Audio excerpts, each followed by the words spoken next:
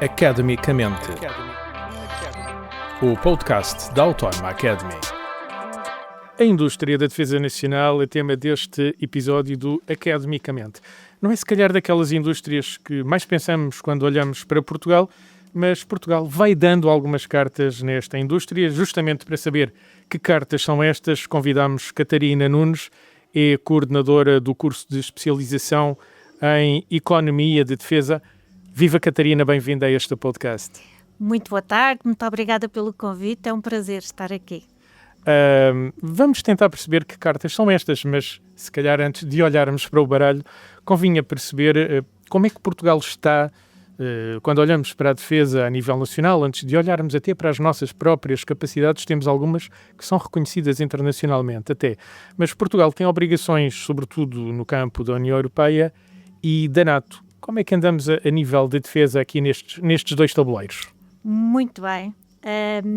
De facto, precisamos de primeiro fazer aqui uma contextualização ao nível internacional, de percebermos um bocadinho o ambiente global em que nos movemos neste momento e, de facto, nós estamos perante um mundo com ameaças, um mundo com riscos. Nós somos testemunhas disso todos os dias.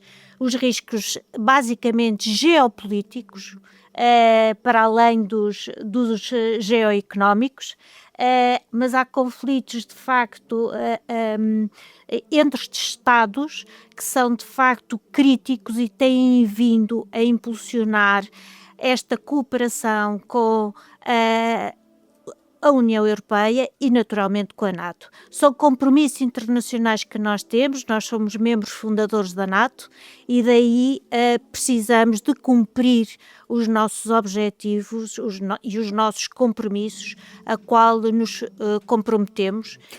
Catarina, para quem seja não tão entendido nestes assuntos, quando olhamos em compromissos com a NATO, uma boa parte das forças militares portuguesas estão desenhadas para poder responder àquilo que são as nossas obrigações nos acordos que temos com a NATO. Quero só aqui relembrar uma ou duas dessas obrigações, até porque neste momento, devido ao conflito na Ucrânia, nós temos gente deslocada ao abrigo deste acordo com a NATO, não é? Exatamente, nós temos várias missões, forças nacionais destacadas ao abrigo da NATO, ao abrigo da União Europeia, ao abrigo das Nações Unidas. Nós temos várias obrigações nesse campo, não só no que diz respeito a termos capacidades também que possam estar em linha e a colaborar com os diferentes aliados na frente de batalha, se for o caso disso, ou na proteção... Para já ainda não. Mas na proteção dos aliados e, por outro lado, temos que ter, como dizia, capacidades, mas também recursos humanos, as nossas forças nacionais destacadas, que estão sempre, têm que estar para cumprir as nossas obrigações, também em linha com essas nossas obrigações, naturalmente. Se não me falham as contas, nós neste momento temos, nestes vários compromissos que mencionou, cerca de 720, um pouco mais de 720 militares por aí espalhados, mas um navio, pelo menos, no Mar do Norte, também temos aviões de caça, temos tropas paraquedistas, enfim, em cenários como a Roménia, a Lituânia, a Eslováquia.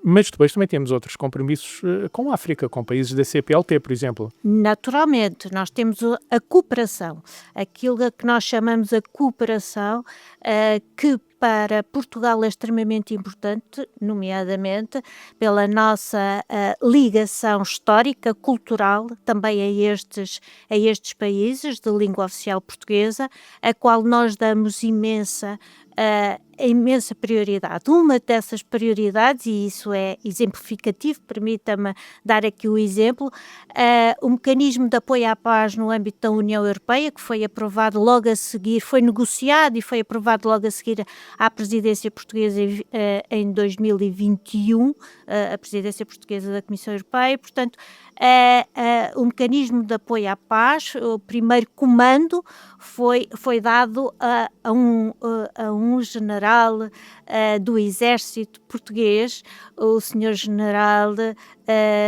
Lemos Pires. Portanto, e de facto foi um exemplo claro do nosso empenhamento na cooperação com um povo moçambicano, um povo a sofrer com Cabo Delgado, com as agressões que existiam em Cabo Delgado, e o apoio que a União Europeia deu através de Portugal e de outros países, naturalmente, mas também de Portugal em concreto, para esta cooperação no âmbito da defesa. Quando falamos em cooperação, por exemplo, com os PALOP em África, estamos a falar de treino, de apoio logístico. Que cooperação é esta? Estamos a falar de treino, estamos a falar de apoio logístico, estamos a trabalhar com eles na formação também, não só no treino, mas também na formação, mas também na ajuda à proteção marítima, naturalmente, que é uma das nossas prioridades. E nós, a esse nível, temos também algumas capacidades de fabrico. Vamos, se calhar, agora mudar aqui, agora que já fizemos este panorama, este retrato muito rápido, enfim, de onde estão presentes militares portugueses, onde está também conhecimento, treino militar português, vamos olhar para a indústria, porque a economia do país também, de alguma forma, beneficia com empresas que estão ligadas ao setor da defesa, do desenvolvimento de tecnologia da defesa, certo? Catarina, que empresas é que há em Portugal que possam ajudar a suportar este esforço que é, porque estamos a falar de, não é tudo, temos ordenados, mas cerca de 3% do PIB português é gasto em defesa, além dos ordenados, os 3% já inclui aqui, mas há também equipamento, há coisas que se fazem em Portugal neste momento. Há muitas coisas a fazer em Portugal, cerca de 40 setores de atividade, da atividade económica participam em projetos de defesa. Não é uma coisa assim muito visível à primeira vista. De que é que estamos a falar em concreto? Estamos a falar muito em concreto de coisas muito distintas, portanto, como dizia, cerca de 40 setores de atividade. Todos nós já ouvimos falar da Tekever, portanto, da produção de drones. De drones, não é? Sim. A empresa de drones, em que neste momento começou por ser uma startup. E isto é muito interessante e pode ser exemplo para muitas outras empresas, trazer de facto este exemplo à equação. Temos empresas de drones, mas não é só a Tekever, temos outras empresas que também estão a trabalhar nesta área da defesa. Temos uma enorme capacidade de produção de têxteis técnicos que permitem de facto fabricar têxteis de proteção às nossas Forças Armadas, às nossas e à exportação também para outras Forças Armadas. Presumo que a Ucrânia neste momento tenha equipamento militar português feito em Portugal. Portanto, existe de facto esta possibilidade de termos um conjunto de setores muito significativos, como seja a aeronáutica, assim, onde se inclui... Também estamos a desenvolver um avião, não é? Também estamos a desenvolver o avião, o Lux, mas esse tem dupla utilização. Aliás, se calhar introduzia aqui, como estamos a falar de indústria, de uma característica muito específica, ou seja, quando estamos a falar de indústria e quando eu digo que são 40 setores de atividade económica que participam na indústria na defesa nacional, temos que ter a noção do duplo uso, ou seja, estamos a desenvolver produtos que podem ser tanto utilizados no âmbito militar como no âmbito civil. Tanto os drones como estes tecidos especiais, digamos, com capacidade de tecidos, podem ter outras utilizações. Podem ser para os astronautas, por exemplo, os têxteis técnicos. Nós temos enorme capacidade no que diz respeito às comunicações. Nós temos uma empresa que é a nossa bandeira, diria eu, se me permite esta expressão, para a nossa Marinha e para o nosso Exército, em que quando vão com as comunicações desta mesma empresa. Portanto, nós temos uma capacidade muito alavancada em determinados setores de atividade que são, de facto, reconhecidos internacionalmente. Estamos a recuperar também o setor naval para esse fim específico, não é? Estamos a ter uma especial atenção relativamente ao setor naval, nomeadamente os novos navios patrulha oceânicos estão a ser produzidos na West Sea, em Viana do Castelo. Os velhos estaleiros, velhos novos agora, estaleiros de Viana do Castelo. Viana do Castelo, portanto nós de facto estamos a querer reabilitar e renovar toda esta nossa capacidade, porque as capacidades ao nível da defesa são capacidades com uma durabilidade em termos de período temporal muito, muito grande, em que precisam de reparação e manutenção muito precisas e, ao mesmo tempo, também muito frequentes ao longo do tempo. Portanto, precisamos de ter isso em consideração. Do que eu vi de exportações que Portugal faz em todos estes campos que aqui já mencionamos, cerca de 2,5% das exportações nacionais decorrem destas várias indústrias. Das vendas, do volume de negócios, dos últimos dados apurados, nós estamos a trabalhar para fazer uma atualização deste estudo. Sim, as exportações de facto têm um peso muito grande nas exportações do nosso país, as exportações no âmbito da defesa, mas eu diria que muito para além destas exportações não são só o produto propriamente dito, é a investigação e desenvolvimento associada a estes produtos. Como é que estamos neste campo de investigação e desenvolvimento? Exatamente. No âmbito da investigação e desenvolvimento, tanto a nível das pessoas afetas a este setor, se assim podemos dizer, a este ecossistema que é a economia de defesa, as pessoas afetas a este setor são pessoas de qualificações mais elevadas do que aquelas que ocorrem nas restantes empresas, no conjunto das empresas nacionais, o que é um fator muito interessante, e depois cerca 6 vezes superior em termos de investimento em I&D, investigação e desenvolvimento, é superior em cerca de 6 vezes aquele que ocorre no resto das empresas nacionais. É um ecossistema de tecnologia e conhecimento de ponta, então. Exatamente, ou seja, tendo em conta o tecido empresarial que nós temos, que são basicamente pequenas e médias empresas, este fator de inovação e de investigação e desenvolvimento traz a Portugal um fator diferenciador que alia a flexibilidade das PMEs, que é muito maior do que aquelas são que mais valiáveis que dos gigantes. Né? Exatamente, ou seja, os gigantes, apesar de terem grandes volumes de negócio associados e de facto têm aqui uma capacidade de negociação muito superior, mas nós, com as nossas pequenas e médias empresas, associada a esta investigação e desenvolvimento, incorporada nestas pequenas e médias empresas, conseguem responder a determinados pacotes de trabalho que os grandes conseguem incorporar, e daí nós termos um reconhecimento internacional dos produtos que conseguimos oferecer, de facto, diferenciadores. Por aquilo que me acaba de dizer e descrever o tecido empresarial, se por um lado esta dimensão de pequena e média empresa dá essa flexibilidade, por outro lado presumo que as economias de escala sejam um grande desafio para este setor. Seguramente.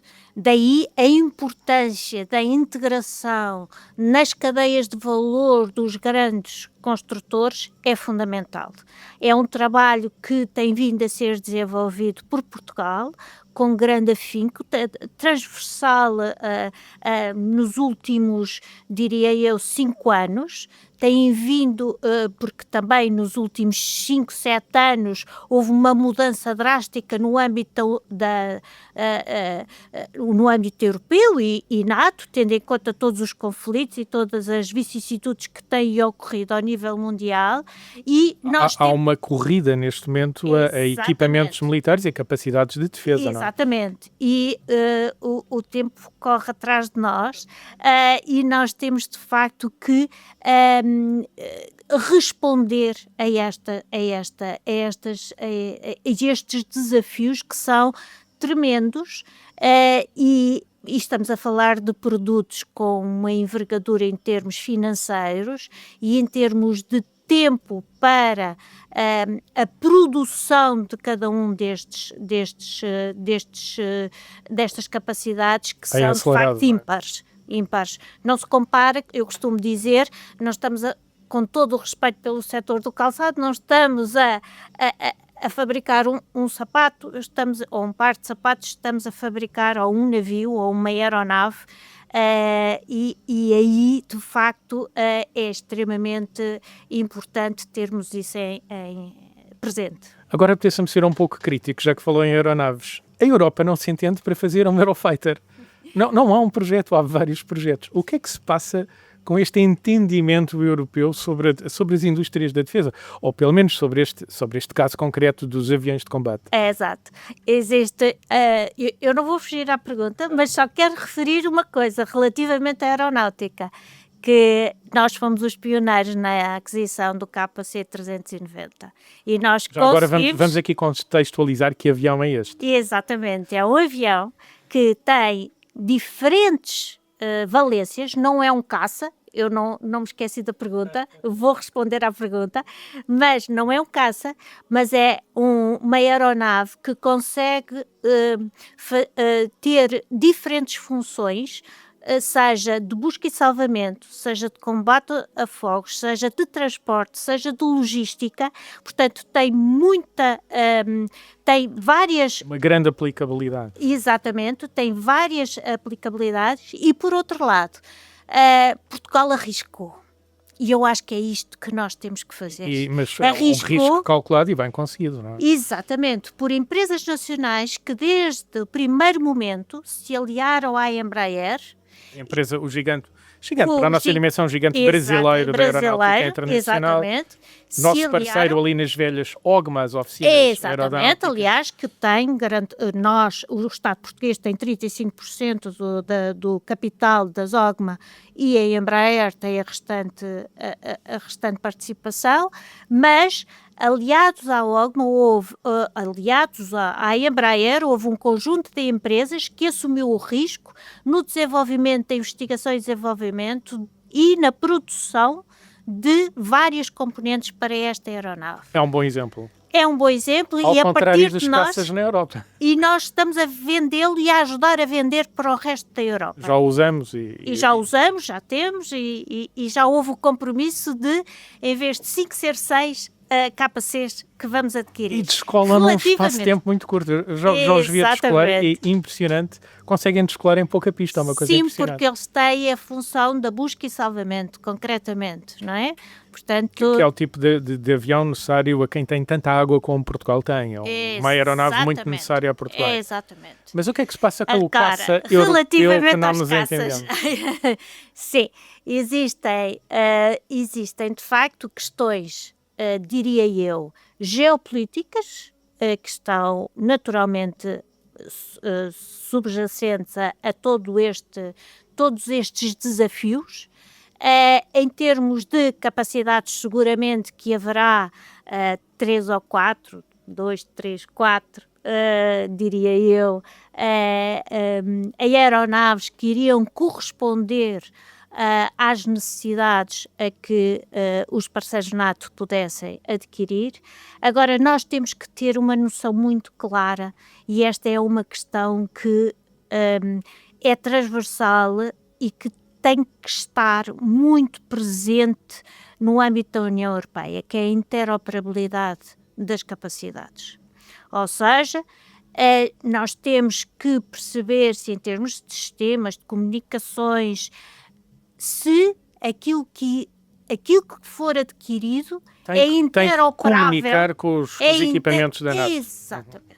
Portanto, esse trabalho tem que ser feito muito mais do que estarmos a discutir em termos de construtores.